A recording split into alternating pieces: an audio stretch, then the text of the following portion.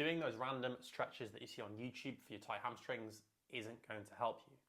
In this video, I'm going to explain why stretching doesn't work and why it's only giving you short-term improvements to your hamstring mobility and flexibility, and what you can do instead that is about 100 times more effective, that will actually give you long-lasting changes to your hamstring flexibility and reduce your injury risk and improve your performance in day-to-day life or in sports. So you're just doing stretches. Imagine this is the hamstrings, and you're just stretching the tissue here. You're just attacking this. We're not looking at how either bone or joint is moving. So we're not improving how the pelvis is moving up here, and we're not improving how the knee is moving down here. And it's that concept again of bones create the movement and the muscles follow. And if the bones above and below the hamstrings aren't moving well, then just stretching this isn't going to fix the root cause of the problem. It's a little bit like trying to fill up a bucket of water that has got loads of holes in it.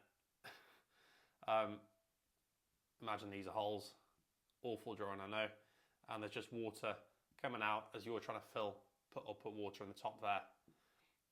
Essentially, this is what static stretching looks like, because you're not attacking the root cause of the issue, or one of the root causes, which is the bones. I've got one really simple exercise for this, 90-90 knee roll. So you're going to lie on your back, take your shoes off, feet are going to go flat on the wall, knees at 90 degrees, and then I want you to slightly tuck your pelvis, so you're going to lift it about half an inch off the floor. And I don't want you to use your glutes or lower back. Your hamstring should be working hard in this position. If you lift too high, you know you're doing it wrong because your glutes and lower back are working. And we just want your hamstrings to be on. And then you're going to very slowly and smoothly alternate and pull one knee down as the other goes up, and then alternate. So you're almost tapping each bum cheek to the floor in sequence. You'll get a nice opening sensation at the pelvis. It'll almost feel a little bit weird, like your femur, or the bone between your hip and your knee, is being pulled out the socket a little bit and opening, and that's what we want. And you can do this for 2 to 3 sets of anywhere from 15 to 20 reps.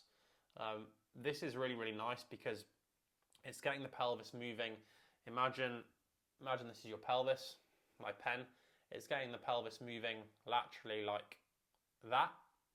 And because the hamstrings tie into the pelvis, or they tie into the glutes, getting the pelvis moving this way is going to lengthen and essentially help the function of the hamstrings, okay? Because they actually tie into this structure, and we're attacking it there. So that's exercise number 1 for the pelvis, which is amazing. That'll really help you. And then exercise number 2 for the knee.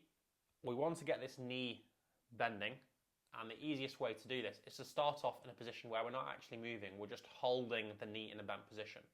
So the foam roller bridge is great for this. So you're going to lie on your back, grab a foam roller. If you haven't got a foam roller, just use something to elevate your feet.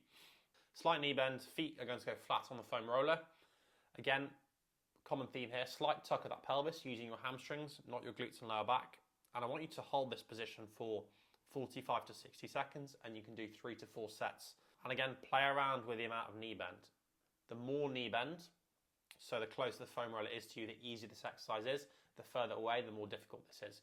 Once you can do 45 to 60 seconds for 3 to 4 sets comfortably, then you can move on to a single leg foam roller bridge, which is the same cues, the same setup, but obviously a lot more challenging because all the weight is on one leg.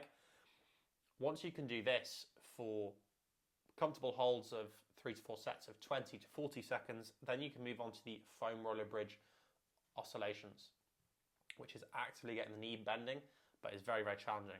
So with this exercise, set up in the same position, hips tucked just off the floor, but then you're actually going to move the foam roller away from you and towards you by bending your knee and keeping your foot in contact with it. So this is very, very challenging, and it's getting some really nice contractions at the hamstring, but it's actively getting the knee bending and building some strength and length in that position. So those 2 exercises, or I shouldn't say exercises because the foam roller bridge is a sequence, but those 2 concepts are going to be a lot more effective than static stretching. And how many times a week should you do this? So for the pelvis, or the 90-90 knee roll, You can do that as often as you want. So you can do that daily if you want to, or I'd suggest 3 or 4 times a week minimum. But daily, it's because it's a mobility drill, it's not going to harm you. And again, 2 to 3 sets of 15 to 20 reps. It's more of a sensation exercise to understand how to get your pelvis shifting and moving more smoothly. And then with the foam roller bridge, I would do this a maximum of 3 times a week to give your hamstrings time to recover and then adapt to the load. So 3 times a week, 3 to 4 sets of those different variations as you progress through there. By the way, if you're struggling with a similar issue to this or another injury, you can work with me via the links down below in the description, or there's some free injury advice in there as well.